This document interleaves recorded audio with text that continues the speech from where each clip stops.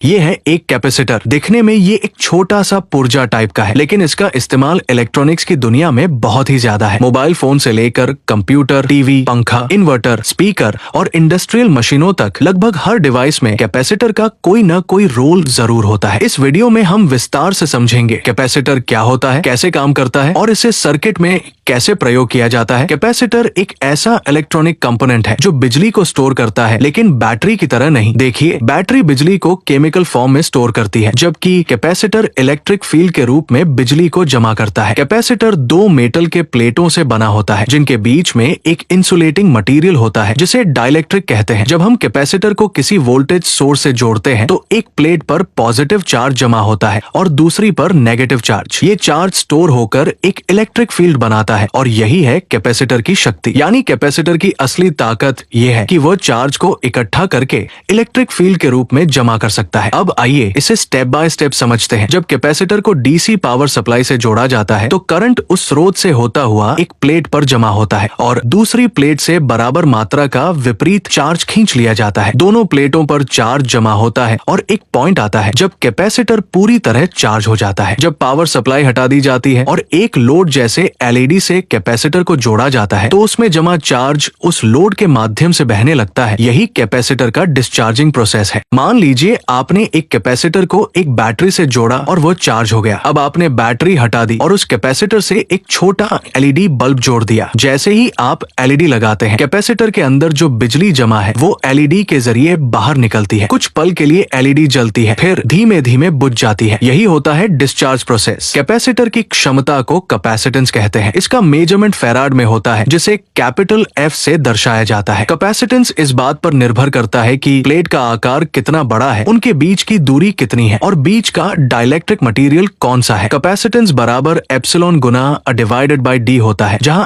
Epsilon dielectric की permeability है, ए plate का एरिया है और डी प्लेटों के बीच की दूरी होती है। अब बात करते हैं कैपेसिटर के मेन टाइप्स के बारे में। सिरेमिक कैपेसिटर छोटा, हल्का, हाई फ्रीक्वेंसी के लिए यूज होता है। इलेक्ट्रोलाइटिक कैपेसिटर ये हाई वैल्यू पावर सर्किट में यूज होता है। फिल्म कैपेसिटर ये स्थिर और लंबे समय तक चलता है। सुपर कैपेसिटर इसमें बहुत ज्यादा कैपेसिटेंस होती है। जब किसी कैपेसिटर को डीसी वोल्टेज से जोड़ा जाता है तो वो शुरू में करंट को बहने देता है, लेकिन जैसे जैसे वो चार्ज होता है वो करंट को रोकने लगता है। एक बार पूरा चार्ज हो जाने के बाद डीसी करंट पूरी तरह बंद हो जाता है, लेकिन एसी करंट के साथ कैपेसिटर हमेशा करंट को फ्लो होने देता है, क्योंकि एसी सिग्नल लगातार बदलते रहते हैं, जिससे वो पूरी तरह चार्ज नहीं हो पाता। यही कारण है कि एसी सर्किट में कैपेसिटर करंट को पास करता है, लेकिन वोल्टेज को फेज में पीछे कर देता है। अब जानते हैं कैपेसिटर का क्या क्या उपयोग होता है। पहला, पावर सप्लाई स्टेबलाइज करना। दूसरा, एम्पलीफायर सर्किट में डीसी ब्लॉक करना। टाइमिंग सर्किट बनाना। मोटर स्टार्टिंग में उपयोग होता है। कैपेसिटिव टच स्क्रीन में यूज होता है और इलेक्ट्रिक एनर्जी स्टोरेज के लिए यूज होता है। कैपेसिटर को सर्किट में दो तरह से जोड़ा जा सकता है। सीरीज में, जहां कुल कैपेसिटेंस घटती है, और पैरेलल में, जहां कुल कैपेसिटेंस बढ़ती है। खराब कैपेसिटर का पता कैसे चलता है? वोल्टेज फ्लक्चुएशन, फूला हुआ कैपेसिटर, पावर रीसेट और नॉइज। इसकी जांच मल्टीमीटर से की जाती है। कैपेसिटर को सुरक्षित रखने के लिए जरूरी है कि वोल्टेज रेटिंग से ज्यादा वोल्टेज न दिया जाए। पोलराइज्ड कैपेसिटर को उल्टा न जोड़ा जाए। पोलराइज्ड कैपेसिटर मतलब जिसमें पॉजिटिव